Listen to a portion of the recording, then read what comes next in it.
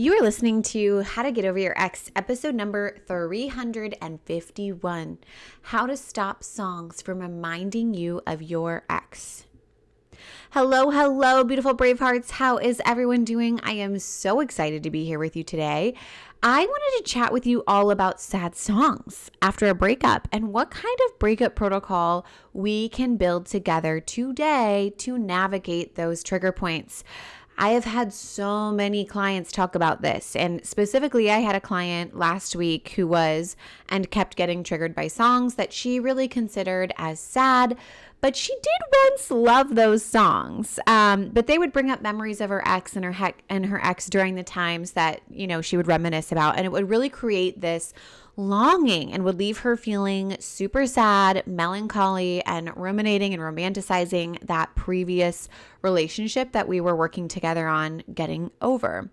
And I know inside of my bones that she is not the only one. Music is such a huge trigger point. I hear about all the time. Concerts, festivals. We love music as human beings, and it can create feelings within us, right? Now, the first thing we did was realize that there are a lot of factors in this situation that we can't control, right? Sometimes we can turn off the song or we can leave the grocery store when the song comes on. But like I teach you all in this whole podcast, we don't want to become a prisoner of our circumstances and be dodging the things that remind us of our ex. We want to reduce desire for an attachment to our ex so that triggers become kind of null and void. We feel neutral and indifferent to those triggers. Now, there is a middle ground from point A to point B. Point A being constantly triggered by all the songs, and point B being, oh my gosh, I don't feel anything when I feel those songs, or I truly enjoy those songs now. There's a middle ground in getting there when we haven't fully reduced desire and attachment, but we are working on it, and we still have to quote unquote deal with these emotional triggers like songs. This could be anything, but we're going to talk about songs specifically today. What do we do then when we're actively learning to reduce desire and attachment, but we're not yet there? We're not fully at this indifference place yet. So inside of the Get Over Your Ex program, we create something called breakup protocols for a variety of situations. This is specifically one of them that we could do this for. So these are specific plans that are laid out ahead of time to understand, how do I show up by default? What is the version of me that I don't like being versus what is the ideal way that I want to handle these situations moving forward? The version of me who's over her ex, how does she show up? And then how do we bridge those two in the moment? And we come up with what we call an in the moment plan. So I am actually going to give you this client's example because it was so good.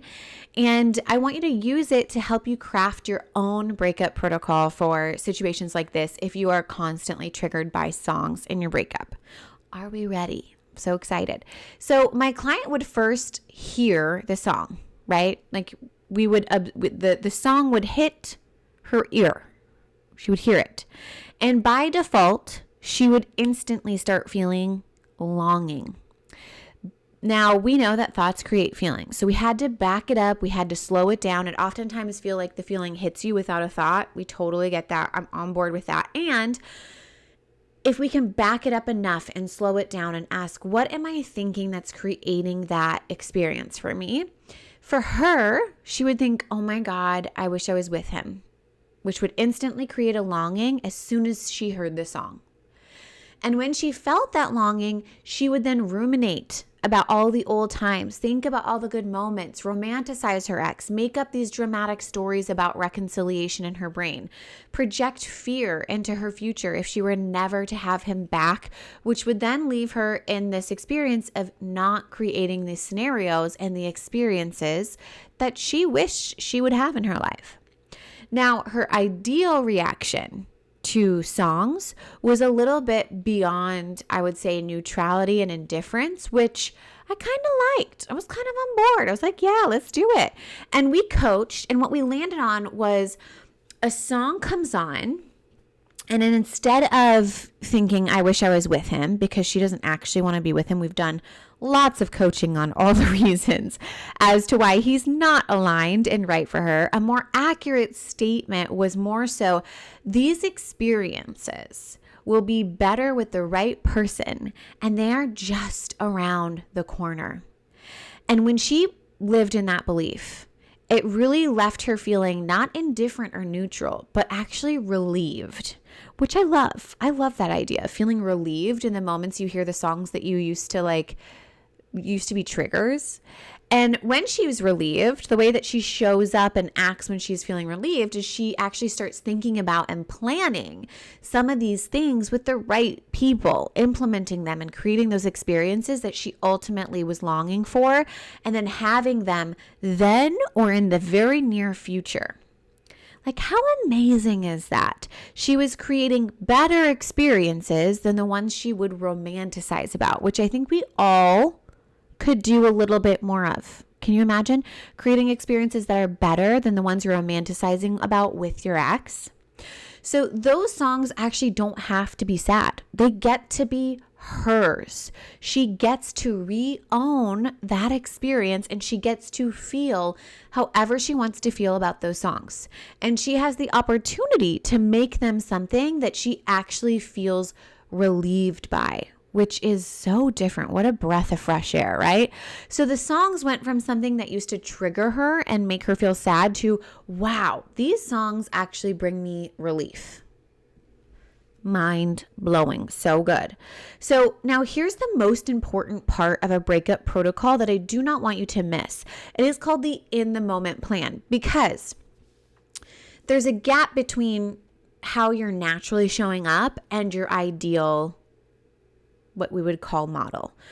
There's a gap between the way that you by default show up, think, and feel, and where you're going, your ideal version, the place that you want to be. Okay. So the in the moment plan helps you practice the ideal version in the moment, hence the name. We love it. Super creative. But her in the moment plan had to be something that she could do in the car. This is really important. You have to craft your in the moment plan to be something that you can actually implement in the moment that these scenarios happen. So if you're creating a protocol for seeing an ex in a restaurant, you're probably not going to sit at the restaurant and pull out your notepad with your friends and start doing models. However, I say that I might be someone who does something like that, but I want you to think about how you might be in a given moment. So for her, she would be in the car. And that was where this was happening the most often. So we had to figure out, how do we want to handle this in the moment in the car? So number one, she wanted to notice the default thought and feeling that was creating the experience. And it was, I wish I was with him, was the default thought, which would then create the feeling of longing. The second thing was looking at trees to create space and distance from the thought feeling pair.